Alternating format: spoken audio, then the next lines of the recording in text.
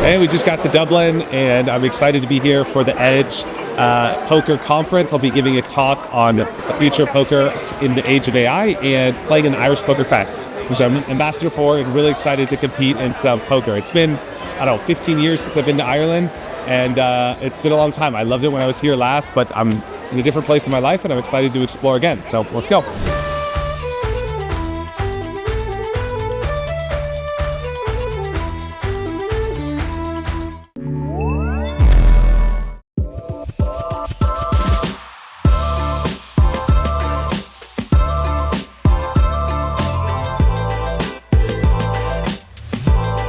This is a beautiful hotel, the Intercontinental Dublin. I'm super grateful to be here. They surprised us with an amazing room. Shout out to Fintan, everyone at Edge and Irish Poker Fest for hosting us and making us feel so welcome. This is incredible. It's very inspiring, very excited to be here. And we're gonna now enjoy, kind of hang out here for a minute, decompress, and then go downstairs and get some dinner.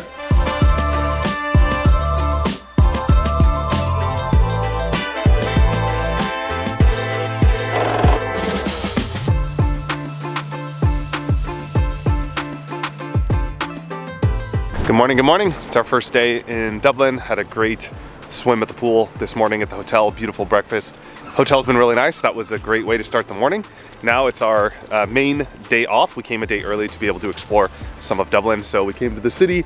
We're lucky that it is like 60 degrees and not raining, which is really nice. And we found this beautiful park here on Grafton Street, which is where they said to start your Dublin tour. So we're gonna go around. We have some cool things to see today.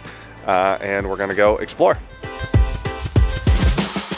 Our first stop is the legendary Trinity College, Ireland's oldest university in 1592, where Oscar Wilde graduated. We then hit up this bookstore, which is super quaint, and we just spent a lot of time walking around here. We love bookstores. Dublin, of course, has a very cool and charming old town, especially as it's nearing the holiday season. So we just drifted around, found some cool coffee shops, saw this church, took a few photos, and basically just drifted the streets, just got our steps in, and it was very fun and a cool way to explore the city on foot.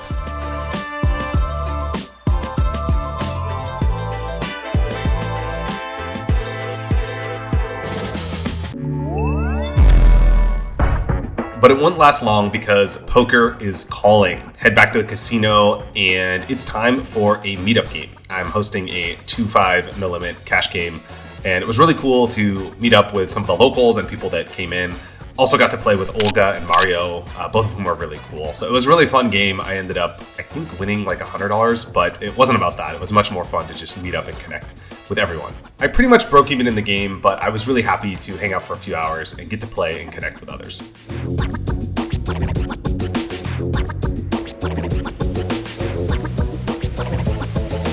The next morning I get up early to rehearse and give my talk on the future of poker. It was really fun and exciting to be on stage and be able to share ideas. If you want to watch the whole talk, click right here in the upper right corner. It's on YouTube, or just go back to my homepage and you'll find it.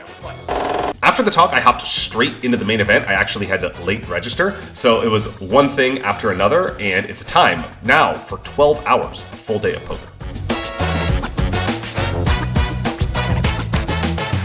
Just got done with a great dinner here, and I'm headed back to play another 4 levels till 1 a.m. But big stack, feeling good, and ready to battle.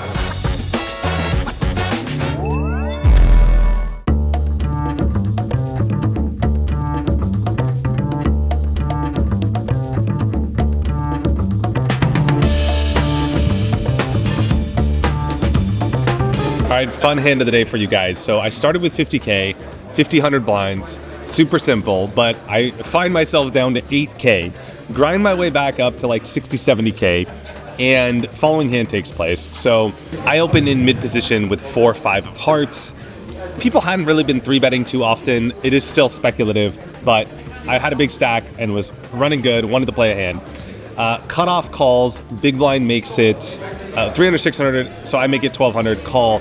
Big blind makes it like 5K, I call, and the cutoff folds. The flop comes 8-5-3 with 2 clubs. I have 4-5 of hearts. He checks, and I just feel like this is kind of fishy. Like, why is he not betting this board? He could easily just be betting here with ace king, or if he had a bluff like jack 10 or something, or like, I don't know, king 9. Like, why wouldn't he bet this board? So when he checks, I almost feel like he's not going to check fold, because if he was bluffing, he would have bet. So I just feel like I'm getting check raised like always here, and I don't know what to do. Is he bluffing me? Does he have aces? So I check behind. Turn comes to 10. He bets 6K into like 12K. So I think I have a pretty clear call here. I have a pair. I could be good. And I call. River's a jack, and he immediately bets 18.5K. And here I'm just thinking, like, what is he repping? He either has like, I mean, maybe he has a set of 10s or something, but he really either is telling me he has like aces, kings, or queens that 3-bet went for a check raise on the flop, didn't do it, and now he's betting the turn and river. But the way he bet the river like so quickly, and just like without even considering kind of what I could have, just felt really weird. Like, I could have 10s, I could have jacks, I could have jack 10, maybe have a straight somehow. And he didn't even consider any of that, just like potted it immediately. I just felt like if he had aces or kings, a little bit of a live tell here, so it's hard to articulate with words, but like I just felt he would have thought longer or like acted a little bit differently in the moment. So anyway, I tanked for a while, ended up calling, and he turned over ace king of spades. So super happy to be right in such a big spot. I worked my way up to 120K from 8K, so I'm really grateful. Like 2.5x starting stack. I'm a chip leader at my table, so 4 levels left and ready to battle.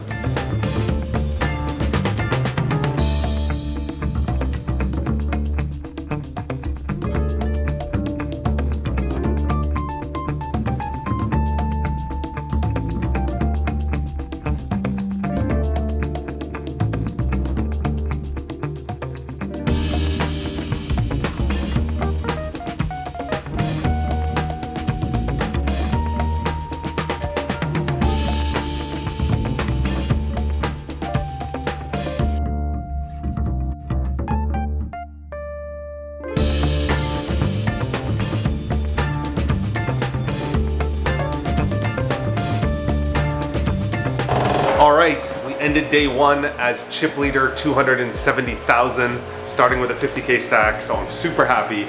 Also because I have 2 days off. Today's day 1B, then day 1C, followed by day 2. So I have 2 days off to go explore Dublin. And I'm here at the train station because the guy to my right, Michael, who we actually played day 4 of the main event with in 2023, he told me to go see this cool area in south of Dublin called Dalkey. And so we're taking a round trip train ticket. It's 10 euros, 10.40 for 2 round trip tickets, which is amazing. And we're gonna go see this little village, go explore some nature, which will be great because it's been an intense few days with my mind super engaged. And today's also Halloween. So of course it was invented here in Ireland. We'll talk more about that later, but we have a fun day ahead and we're off.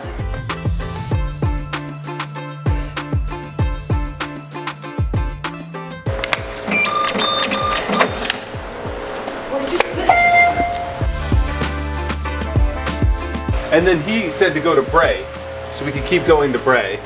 So yeah, look at this. Just go all the way here.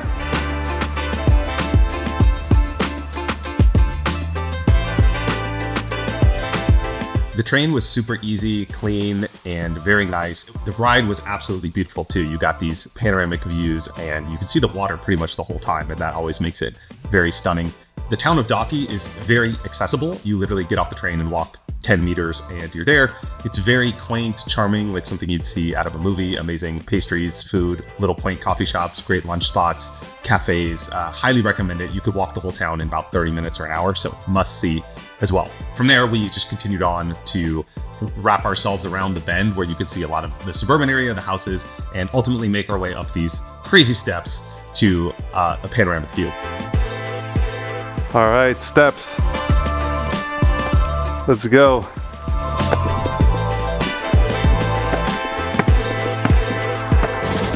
Oh, she's tired. Well, it's a bit of a hike.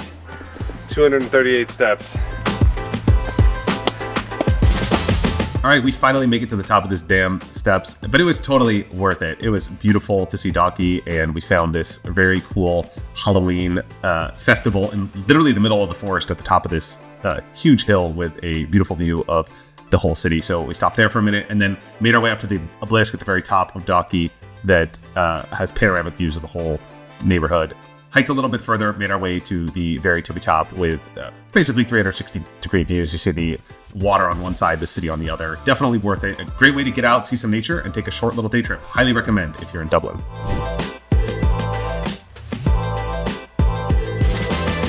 So Halloween is actually a Celtic holiday. It's over 2,000 years old, and it was originally pronounced Samhain. And it basically marked the transition from fall to winter. And they believed that this day was a day where the dead spirits could roam. And so they actually wore costumes and lit fires to ward off evil spirits. So it has a long-standing tradition, but it's originated here in Ireland. So it's very well celebrated. A lot of places in Europe don't really celebrate Halloween. Here it's like super a big thing. So we're gonna head out to a party and check it out.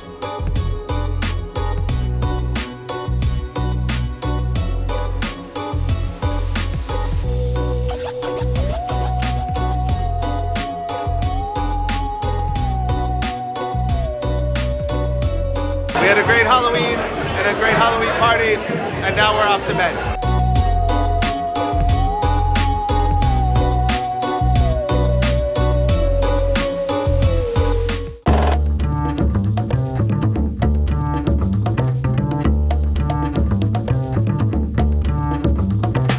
All right, we're off to day 2, maybe second in chips, 140 left, feeling good.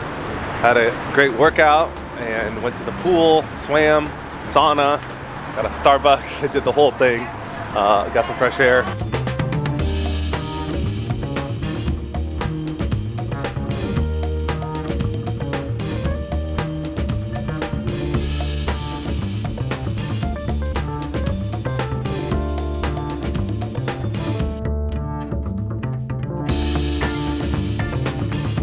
All right, first break on day 2. I started with 270K. I went down to 220, which not really a big deal. I still have 100 big blinds. Made one big hand and didn't get paid. Maybe I bet too big and could have been a little more patient. But the hand that I lost, basically, I opened big blind calls. Ace, queen, 6, he check calls. Turns a queen, check, check. River's a jack, he bets 13K. I put them all in for like 25K total, and he calls with aces. So, yeah, I rivered a straight and he hit a boat, and that's poker. So I'm still feeling really confident. I have 100 big blinds. My table looks pretty good, building up reads, which I'm going to use to my advantage later, and ready to go back in battle.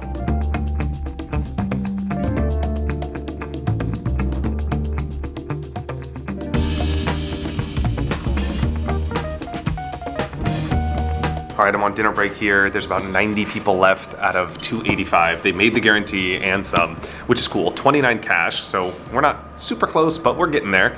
And the most interesting hand I played in level 4 was the blinds are 3K, 6K. No, blinds are 1500, 3K. Button makes it 6K.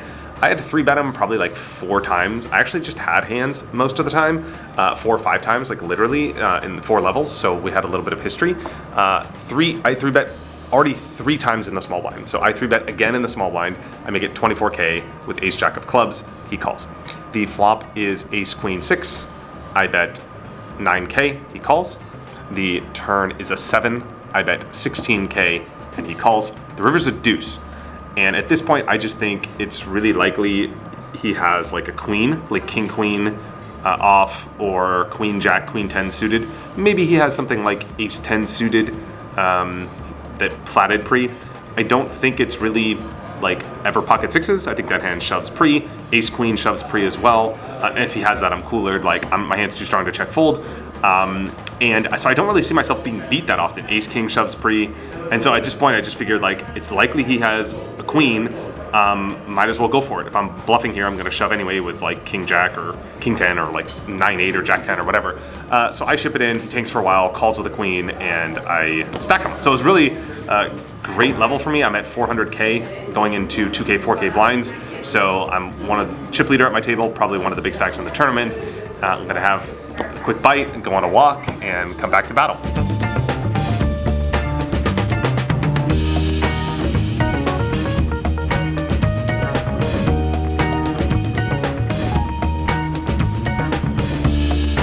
All right, we're in the money here. Min cash is 8K, which is quite significant for a 3K buy-in, so that's good. 24 left. We are redrawing now. We got about 2 hours left in the day. It's about midnight here already, so it's a long day, but I'm feeling really good. I've cashed in my last 4 consecutive live tournaments, so proud moment, and now it's time to focus and take down the trophy.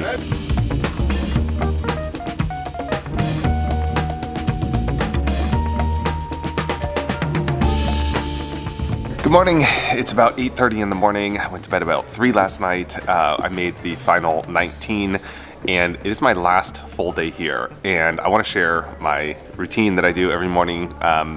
I want to remember it, selfishly, but I think it's also cool just to document what I do to get ready for a major, let's say, close to final table. So first thing I do in the morning is come down here and I kind of chill in this lobby. It's really beautiful. I have time to check in with some things, whatever the latest thing I'm working on, if I need to check in for 30, 45 minutes, some email and some social media. And yeah, maybe post some ideas for the day. I like to do some writing down here. So I kind of hang out here in the morning, have a coffee, and get the day started.